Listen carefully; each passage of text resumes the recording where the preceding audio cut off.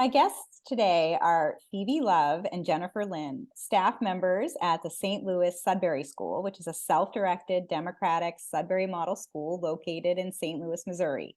It was founded in 2019 and went through a transition this past June to operate as an all-volunteer run nonprofit. Phoebe and Jennifer both volunteer full-time as unpaid staff. Phoebe has been a long-time volunteer with the St. Louis Sudbury School and is now with the students every day. She's also on the board. And Phoebe has a lifelong interest in self-directed learning. Her brothers even attended the Summerhill School, which is the original self-directed school in England that was founded by A.S. Neal in 1921 and just recently celebrated its centennial. So that's exciting. And Jennifer is the parent of a 16-year-old Sudbury student and is also on the board. She has a great deal of nonprofit experience and has been managing the business side of things for the school recently. Ever since her son was given autonomy and agency to be himself and pursue his interests within the sort of Sudbury self-directed learning model, his life has been completely transformed. Welcome to the podcast, Phoebe Love and Jennifer Lynn. Thank you. Thank you. It's great to have you here. I'm always eager to talk with folks about Sudbury model schooling and self-directed education, and I'm just thrilled to have you on the podcast today. And Phoebe, I'd love to start with you as someone who kind of grew up, it seems, with self-directed education, having siblings who went to Summerhill, kind of aware of this model for quite a long time. I'd love to hear your experience and reflections on self-directed education from your earliest memories. Well, I didn't go to Summerhill, and I wanted to go to Summerhill, but my mother wouldn't send me, and I don't really know why. But my brothers are both quite a bit older than, like 9 and 11 years older than I am. And they were close in age, and they both went kind of in the 60s. They went in the 60s, and then they came back, and one of them went the entire time. The other one actually was kicked out. But one of them went the entire time until he was 16, and then he took in England O-levels, right? Which is, I guess, kind of our GED, just to see how, that you can show someone. And then he came back here. And he went to college, I guess, later. But that was him. And so I knew about Summerhill from when I was little, where there was, don't have to go to classes, there's no homework. And I didn't enter that world myself until I was 11, because I went to a school called Unschool in the early 70s in the bottom of a church basement, which was the greatest thing ever. I went there for the 3 years it existed. And I loved it. And then the next year I got homework. I went to another school and I got homework, and I couldn't believe it. It was so unfair. And I've resented it ever since. So yeah, I guess I got a little taste of it, in the church basement. I think at one point towards the end they were having us do math sheets, but up until, no homework. Up until then it was just great. I was learning stuff. It was just fun. I think they all voted on the name on a day when I was sick, and the second choice was Speed Racer School. Oh, I loved it. And we would go on field trips constantly, and just adventures and fun, and it was great. Then and then I had to go to real school. So that, I didn't even realize that Unschool, the one I went to, was kind of similar to Summerhill, I guess, in certain respects. But then only later did I realize, there's this whole movement, right? I think I read something by John Taylor Gatto. That was the first thing. And then I thought, and then I just sort of like snowballed. And then I read Free to Learn. And then I got completely sold on Sudbury. And then I read your book, which I liked even more because yours had all these different kinds of ways to do it. Oh, and John Holt. Yeah. Beyond Freedom by John Holt. That was another good one. That he I think he prefers the more sort of community learning center model than school. But whatever. I'm happy with school. I loved Unschool. And Jennifer, what about for you? What was your entry point into self-directed education, Sudbury schooling? How did you find your way here? Yeah. We were kind of at a point, my 16-year-old had school avoidance, it was staying at home. And, my husband and I just were kind of at a point where we just didn't know what to do. There were all the professionals that were telling us, residential treatment program for anxiety, homebound program, and it was still this loaded ball of expectations that was just too giant. And he was still in, burnout essentially, that we didn't know if that's what it was at the time, but that's where we were. And so I was talking to one of my coworkers. I used to work for Metro Theater Company, and the artistic director there, Julia Flood, her brother is Jay Flood, and he is at Sudbury Valley. And so he has or had 3 kids I think that he still has one there now, but yeah, so she told me, she's like, maybe you should look up, I think there might be a Sudbury school in St. Louis. So that was just jumping into that rabbit hole, and it just opened up, cracked open this whole other world for us. And we came here for the tour, and we just said, let's try it. We can always change our minds. And yeah, and stayed. And, it was just, it was a massive turnaround for our son, for sure. Yeah, maybe Jennifer, if you can talk a little bit more about that. I guess what was that transformation like? How quickly did it occur? Did you need Yeah. the sort of deschooling process? I guess what was that evolution like? Yeah. I mean, there was a lot of, when I look back on it now, definitely, I personally was trying too hard, trying to find this answer, diagnosis, whatever. We were throwing, let's try biofeedback, let's try this therapist, let's try this therapist, let's try this program. And, one after the other, all those things just pushed his spirit down further and further. And then to the point where he's, I'm not going to leave the house. I'm not, it was total shutdown, understandably. And so I think when we first had the opportunity to come here, it was, he said, I want to, but I can't. And it's kind of part of the PDA profile to say this, like, there's this intense desire to want to do something, but there's this thing about expectations that makes it really, really hard. And so the thing that I thought was so incredible about Sudbury here in St. Louis was that, the staff at the time, they said, well, let's go to school meeting and we'll ask the students if your son can arrive between, this window of time. And so I went back, said to my son, we can arrive anytime between 10 and 1 or something. And then he said, I want to, but I can't. And so went back to school meeting again, and they said, he can arrive anytime before 2, and doesn't have to come to school meeting. It was super open-ended. And, I think it was just so neat that here it was, this community of students, of peers who are saying, we're here for you. We're ready for you when you're ready. And I think to have that kind of validation and acceptance without even really knowing my son at all was just, it was radical, to him. He was like, wow, these people are just going to accept me even though they don't know me. So yeah, he came here. The deschooling process in some ways was pretty brief. I think he got set up with a glue gun for for about 2 weeks. And he sat and he made stuff out of glue. And then eventually, just because of all the happenings that were going on around him, said, okay, I'm going to try this, or I'm going to try guitar, or I'm going to just start getting into the system of school meeting and taking notes he's become kind of a leader here at St. Louis Sudbury School too, with all the committees and all that now. And yeah, just felt like I'm accepted, I have a purpose, and I'm free. Like, how can you go wrong? Just amazing. Yeah. And just that freedom and like you said, autonomy can be truly transformational.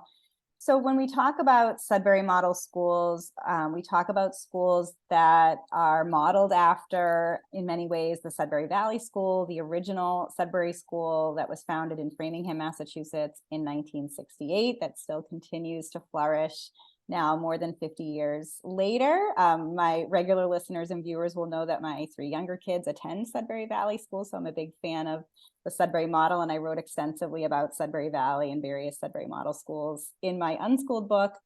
But for those who may not understand really the Sudbury model, Phoebe, I wonder if you could talk a little bit about, what makes a Sudbury model school special, kind of what are some of the key characteristics of, in your case, St. Louis Sudbury School?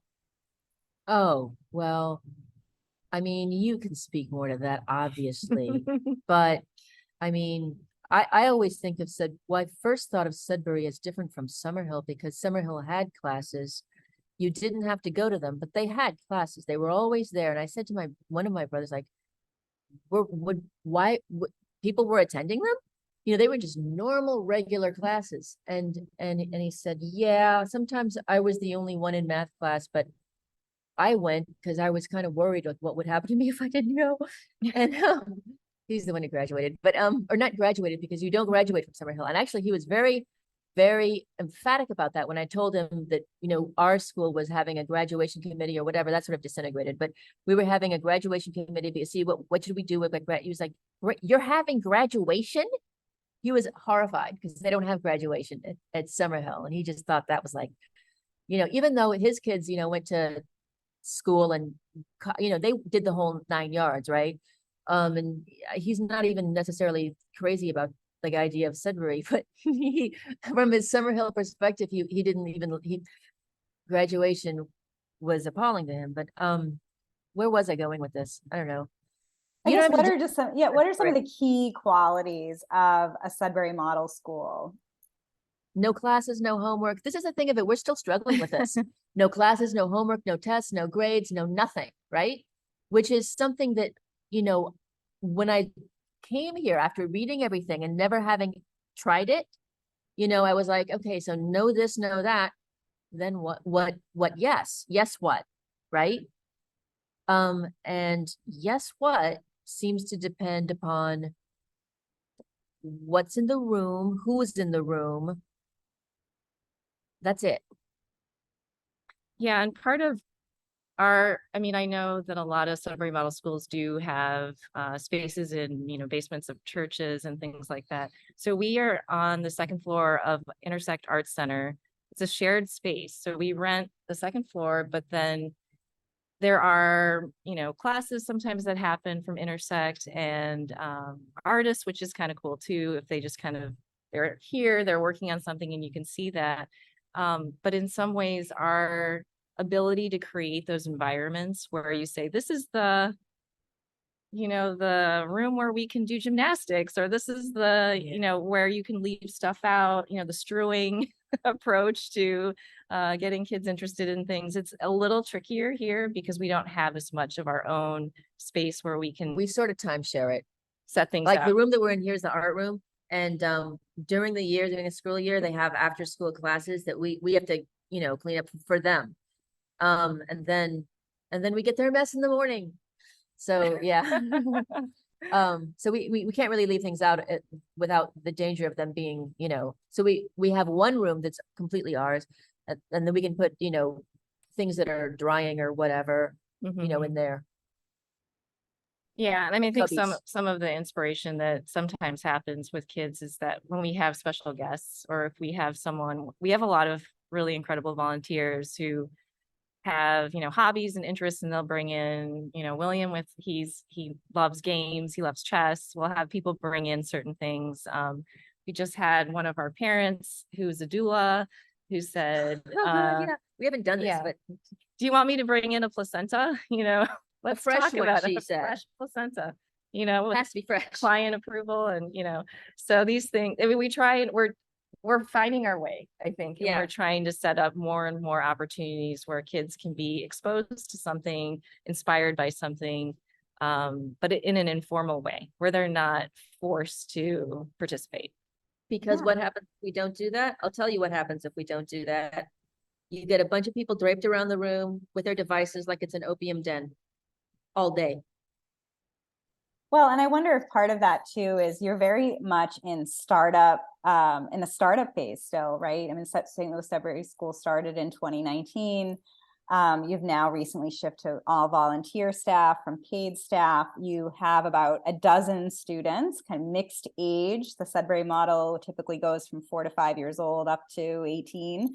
And your range is around 6 to 16, as you said. So it's still really small and still getting going. And, you're building that community. So, as you build and get, dozens and dozens of learners there, then, there is, I find that, for example, my kids at Sudbury Valley, where they don't have, any restrictions on technology or screen time, are too busy doing other things with their friends and you just kind of being immersed in the experience there, that they're just typically not on their devices very much. So that could be just a sort of size and scale situation for you as well. And I wonder, you're also a recognized K-12 private school, as most Sudbury model schools are. So unlike other micro schools that might operate more as sort of homeschool resource centers, you're a recognized private school. And I wonder if you can talk a little bit about sort of the financial model, because one of the things that I hear a lot about from education entrepreneurs in this podcast and elsewhere is it's hard being a startup micro school. It's hard to get going. You have lots of passionate people involved, and it's still kind of difficult to make, to pay the bills and make ends meet. So maybe you could tell us a little bit about how you decided to move sort of from paid staff to unpaid staff, and what's your plan for the future there? We have no plan. We need to get bigger. I mean, we believe, what William found was the 30 kids is the magic number, and we don't have 30 kids. So, we have to cross that bridge if we come to it.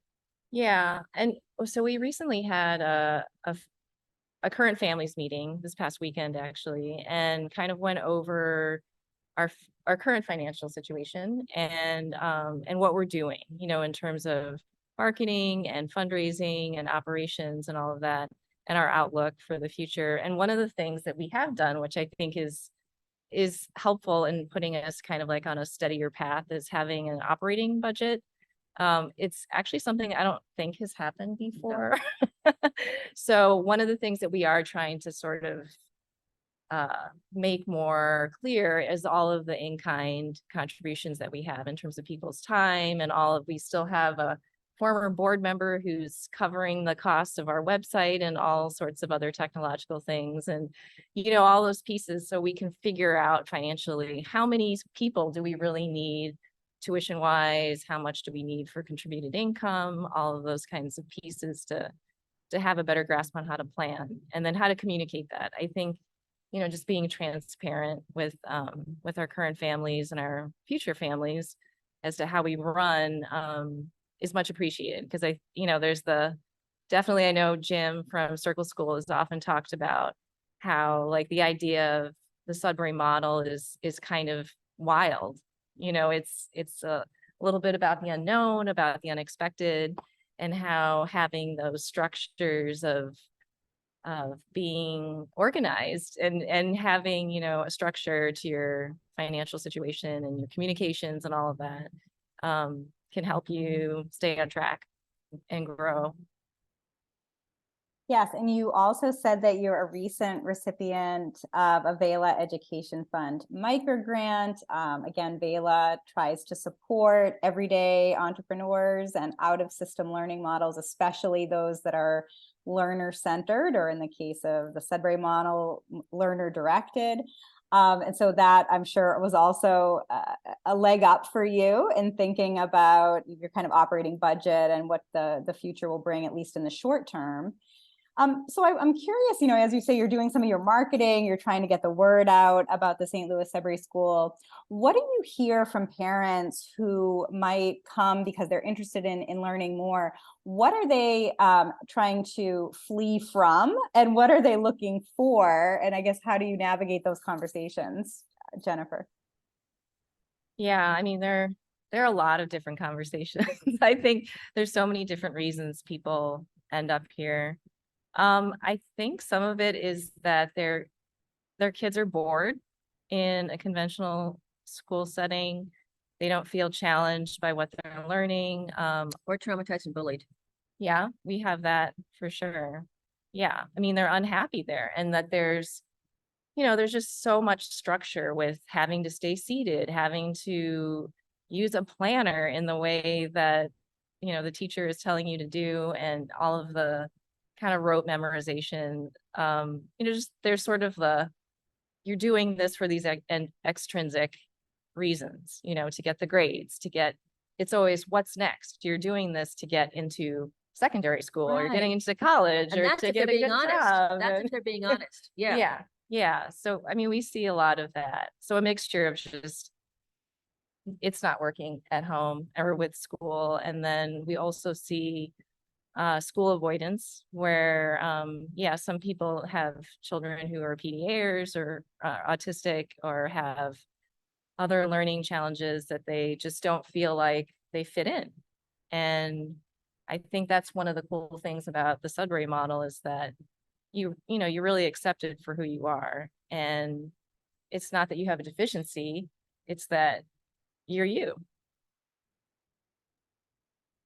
Yeah, such a good point. I'm curious, maybe if you're still kind of too new, too much in startup stage, but have you had any learners come who haven't been to school, families who are choosing the Sudbury model kind of out of the gate? I mean, certainly that's the case in more established Sudbury model schools where you'll have families even move across country to attend an established Sudbury model school, because that is what the educational philosophy that they hold and that they value. Are you seeing the seeds of that where you are? Yeah. Yeah. Yeah, definitely. We did have a family recently who is touring Sudbury model schools all over the country, like you said. And yeah, so we're crossing our fingers that they come here. And and then also a lot of They already spent a week here. Right? yeah, Yeah. and they're coming back too for another week. And then a lot of homeschoolers, I think that are looking for other opportunities with their kids, just different social settings. And, definitely with the democratic process, I think that's a pretty unique thing to Sudbury schools. Yeah, and I think you mentioned kind of Phoebe, that the number 30 is sort of the magic number. If you can hit 30 and go from there, then you'll have that kind of community that will really be sustainable going forward. And I just wonder, I guess how optimistic are you that you'll get to that point, say over the next year or two? Are you finding kind of building interest in unconventional learning models in your area? I think so.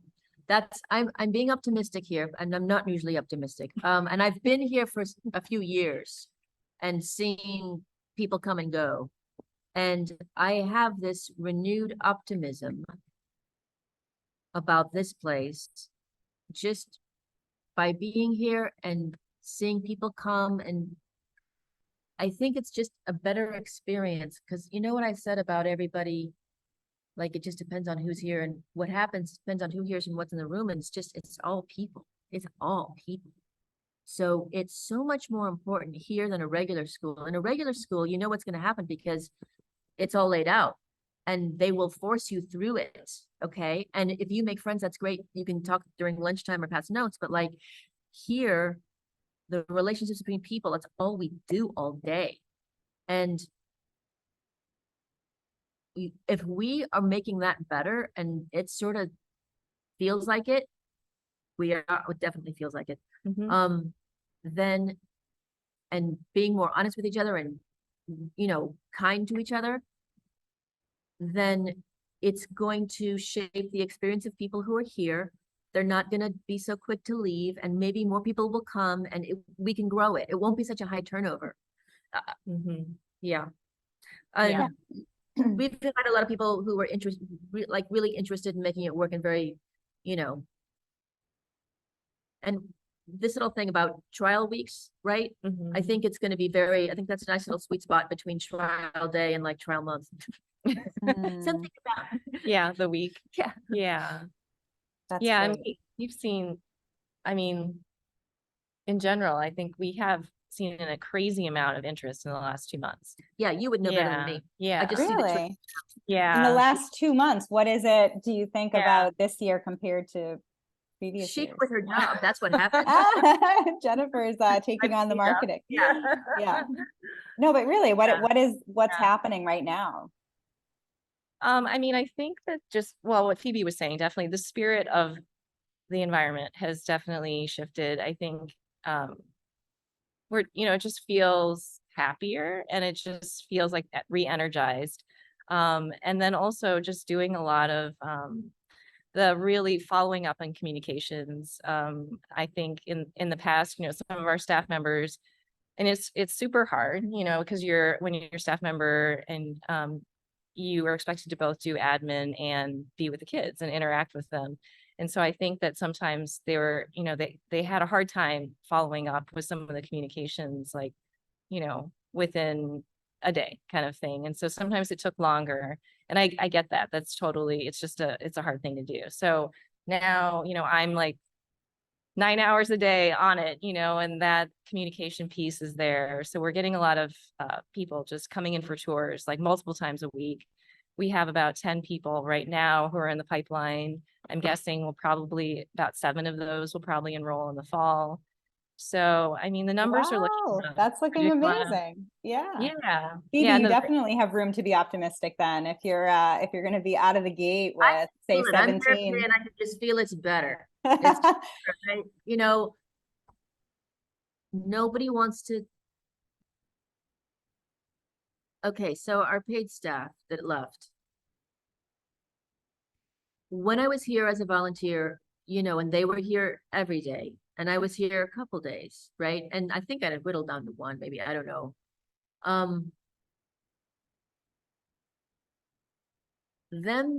I know it's so weird, this whole democratic thing, right? It's so not what anyone is used to. They were the paid staff. And so because of that, they were the only ones who were called staff. Everybody else was volunteer. We did, and they did all of the administrative stuff.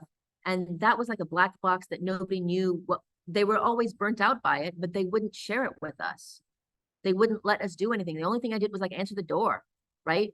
When I wanted to help them, that they didn't give me anything to do.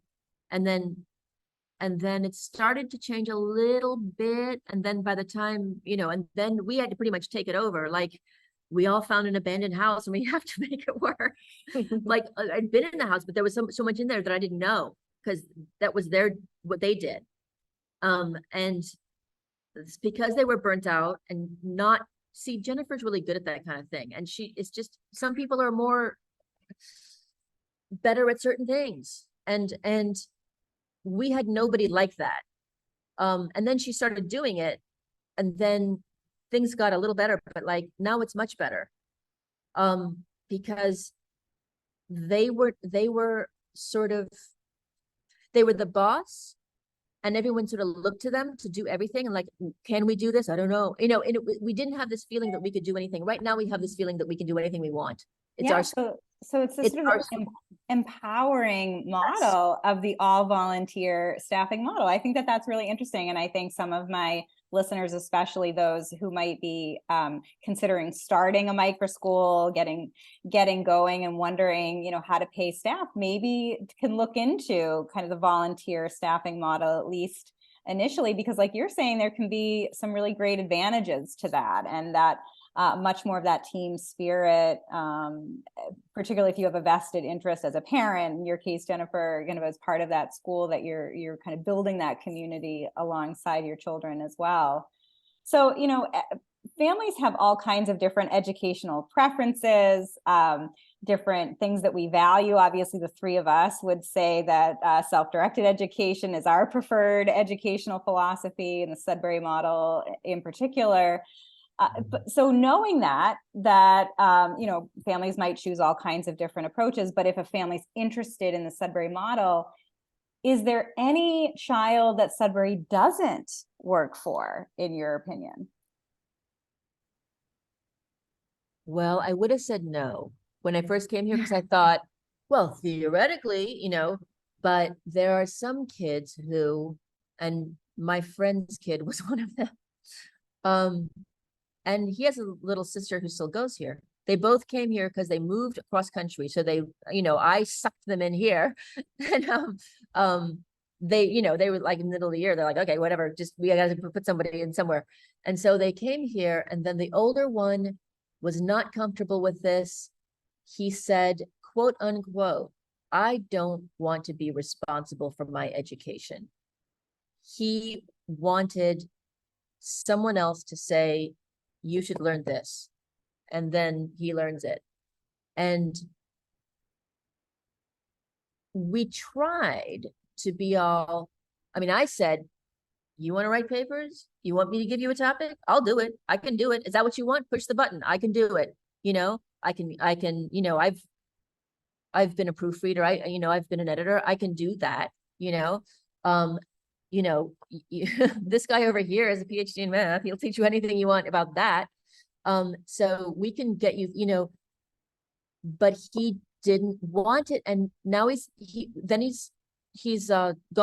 went to regular school, right? He made the switch, and he likes being in a room, where we're all reading the same thing, he likes that. And this place is not big enough to support that kind of thing. It just isn't.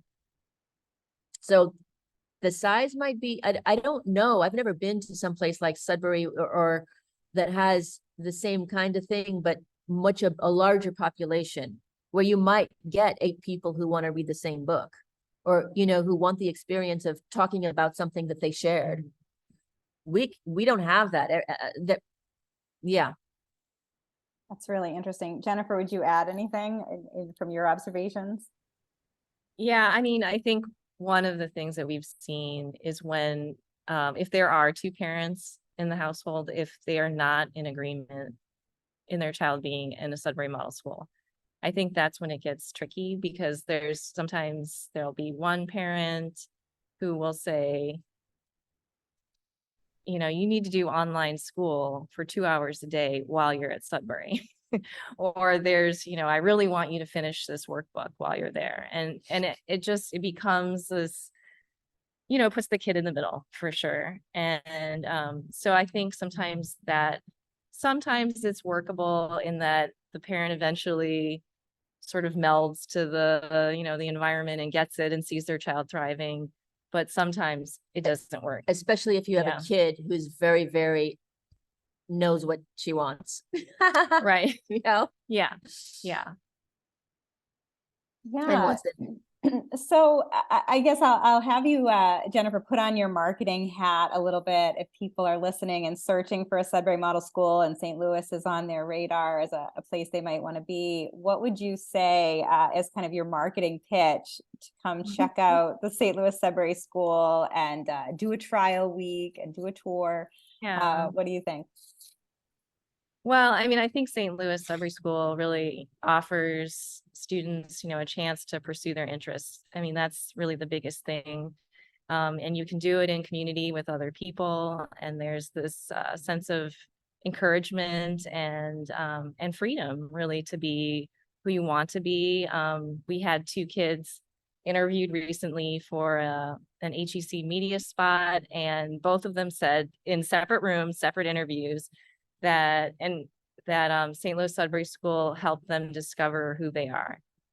And I loved how they said it in sort of a meh, oh yeah, I was at school and I discovered who I am. Like it was no big deal. And, it's giant.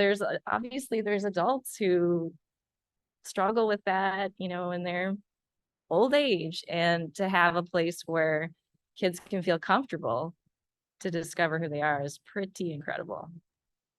And Phoebe, what would you say to sort of convince more parents to consider self-directed education and Sudbury model schooling? What do you think are the biggest advantages?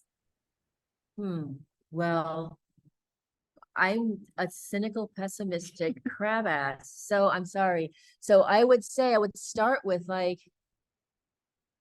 is the current model working for you? I mean, some people love it, and I can't argue with that if they love it. I didn't love it. I know a lot of people who did not love it, who will not set foot in any kind of school because they were so messed up by it. And some people, I wasn't, I got okay grades. I did the thing. I went to law school. I graduated. I passed the bar, whatever. I can do the thing, right? But I hated certain aspects of it. And I feel a little bit robbed. I feel like I've got to unlearn all these habits of pleasing someone else and also feeling of two minds, of rebelling against something. I've got nothing to rebel against now. Like if you want to study something, if you are actually self-directed and they let you, if you don't have to like read the book behind the book, then you can go. You have nothing holding you back. You can go. That's a much better education. And it makes a better impression, to be really cynical again. It makes a better impression on college people if they know that you're self-motivated and you're not just there to get the rectangle, right? I mean, I know I have friends who are college professors and they just can't stand the kids who are like, can I get an extension? Can I get this? Can I get that? They're just working it. They don't want to do the work. They're not interested in the topic. They don't ask questions. They've been trained to do the minimum. And that makes sense. Do the minimum to get what you want. If you're really interested in something, we've got kids who are interested in, these arcane aspects of history that are telling me things I didn't know, that I never would have known, that are really interesting, because they've gone and burrowed down that hole. And like, why should I learn this instead of that? Right? Why shouldn't I learn ancient Chinese history instead of European with a thing? Just read Claudius, whatever. Like, you should be, it doesn't matter. It doesn't matter. You don't have to take this, and this. I've been out there. I know you don't. Sorry, I'm getting a little frantic, but Well, it'll be okay. It'll be okay. It'll be okay. Yeah, I completely agree. One thing I'd love to ask you is I've been reading some articles or some commentary about self-directed education, specifically about Sudbury model schools over the past few months. And they've actually been relatively positive, kind of favorable to the model. But in a couple of instances, they both sort of said, well, can kids really handle this much freedom? Almost that, there's too much freedom at a Sudbury model school or in these self-directed education spaces. What would be your response to that? Yeah, Phoebe. Okay, so, and I get it. I would like, okay, can you not handle that much freedom? Okay, let's play a game where, and then I can be like, okay, you have to sit at this table. You have choice of 3 things to do. Oh, do you want more freedom? Okay, you could, I would still let them choose. But if they want to play the game of like, they want the constriction, they want the borders, because I know someone, I mean, as someone who, does creative things, I made a game about this, like a story making game where you have these constrictions and you have to write, like you have to write from here to here, you have to start the story, then you have to do this, then you have to do that. Like there's little constrictions and it brings out your creativity, right? Constrictions sometimes bring out creativity. Facing face with a blank page is like, right? So if they feel that blank page feeling when they walk into a room and they don't have to do anything, then, and if they want to push the button and say, okay, give me something to do, I'll do it. I'll play the game, I'll do it. That's what I'm here for. So it's the idea that you can have as much structure as you want within a self-directed space. That's right. And it's up to the individual. What do you think, Jennifer? Is there such a thing as too much freedom? Well, I mean, I'm thinking about my son and He his would not push that experience. button. Yeah. Yeah.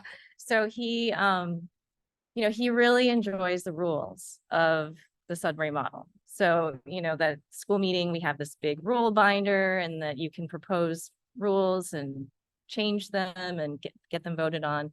And that's one of the reasons he's a big part of the school governance aspect, because he does enjoy things being in order. So, but it's great because then he'll spend 3 hours in the recording studio and just run with it and be in, explore music and do his thing. But then he has a bus. Yeah, right. Or he bikes to school back and forth 32 miles a day and he to works get on his to bike. Sudbury.